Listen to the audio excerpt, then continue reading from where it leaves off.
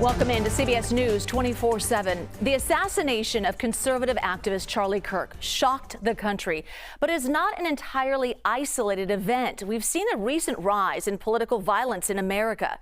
CBS News correspondent Shanelle Kaul reports. Conservative activist Charlie Kirk's death is the latest act of political violence to grip the country.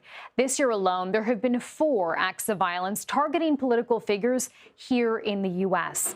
In June, Minnesota's former Speaker of the House, Melissa Horman, along with her husband and dog, were assassinated. Her colleague, Democratic State Senator John Hoffman, and his wife were also shot multiple times, allegedly by the same gunman on the same night.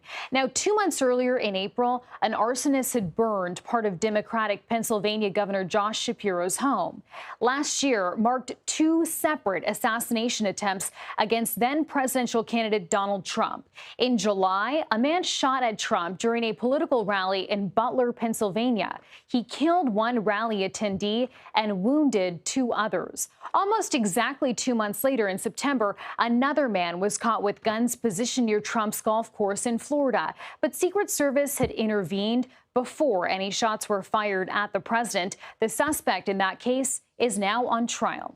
And members of U.S. Congress have also faced violent threats. In 2022, the violence then hit the home of House Speaker Nancy Pelosi when her husband was seriously injured by an assailant who was looking for the speaker. And in 2021, rioters, you'll remember, stormed the U.S. Capitol in an attempt to stop the certification of Joe Biden's 2020 election win. According to a bipartisan Senate report, 7 deaths were connected to the Capitol attack, and during the violence, lawmakers had hid from protesters who were calling for their execution.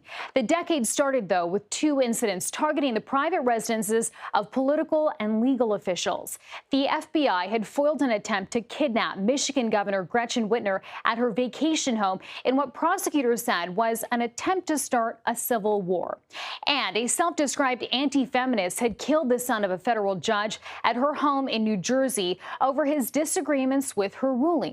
The judge's husband was also wounded. Now, this timeline here only scratches the surface of recent political violence. A Reuters analysis found that at least 300 incidents of political violence between January 2021 and the 2024 presidential election. That includes high-profile assassination attempts to fights that escalated over political signage. Shanelle Kaul, thank you. Politicians in Washington speaking out against these acts of political violence, many of them reiterating that these acts have no place in democracy.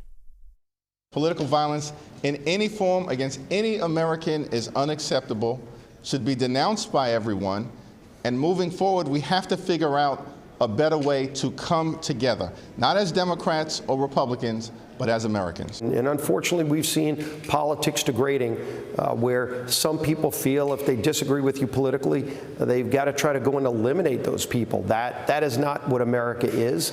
You know, we solve our differences at the ballot box. In this country, we have the First Amendment.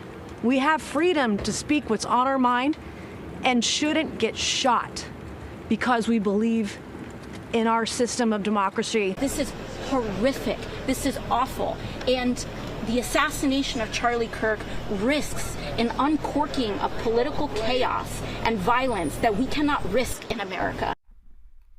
For more on this, CBS News White House and Politics Executive Director Fin Gómez is in Washington. Fin, thanks for being here. What stands out to you about how lawmakers are reacting to this moment? Well, as you showed there's been this outpouring of condemnation for the violence that occurred yesterday in Utah. There's been an outpouring of essentially goodwill to sort of take this moment, and sort of the collective silver lining being maybe to heal and sort of take down the temperature from this really polarizing climate where we are now. However, there's also, in speaking to both Democrats and Republicans, there's also this sense of concern. I did speak to one congressional lawmaker who basically said the murder of Charlie Kirk yesterday in Utah was a tinderbox moment, and fears that this will fuel more of political violence in the future. And it's also having an effect on how some of these congressional lawmakers and political candidates are reacting in the aftermath of yesterday. We do know AOC, Congresswoman Alexandria Ocasio-Cortez, is postponing her political rally, which was slated for Sunday in North Carolina. This is according to a senior advisor. This rally was scheduled to be along with the North Carolina Democratic Party. The advisor said that after yesterday's events, that they're postponing it out of a quote an abundance of caution.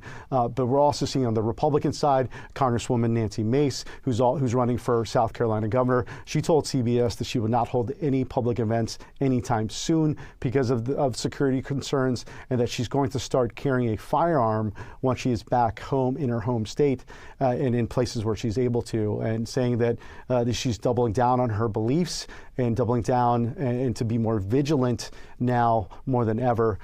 Quote, saying it's enough is enough. So you're seeing already the impact of yesterday's horrible events. Jules? Yeah, sure. And as we talk about rising security concerns, officials say there was actually a fake bomb threat at headquarters of the Democratic National Committee just this afternoon. So what are we hearing about that? Right. CBS did learn from a DNC spokesperson that that bomb threat was determined to, quote, not be credible by U.S. Capitol Police. However, out of an abundance of caution, the Capitol Police were conducting an interior sweep of the building. DNC Chair Ken Martin said that political violence in every form has no place in our country, and said he was grateful to the U.S. Capitol Police for conducting that search and responding so quickly to that bomb threat that we now know was not credible. But we did hear from a senior DNC source who told our own CBS Hunter Woodall that several state Democratic Party chairs have had threats called into their various offices after the killing of Charlie Kirk yesterday. So that we are seeing this. We are seeing some reaction, and not the best, to the events that unfolded yesterday, Jules. Yeah. Gómez in Washington. Finn, thank you.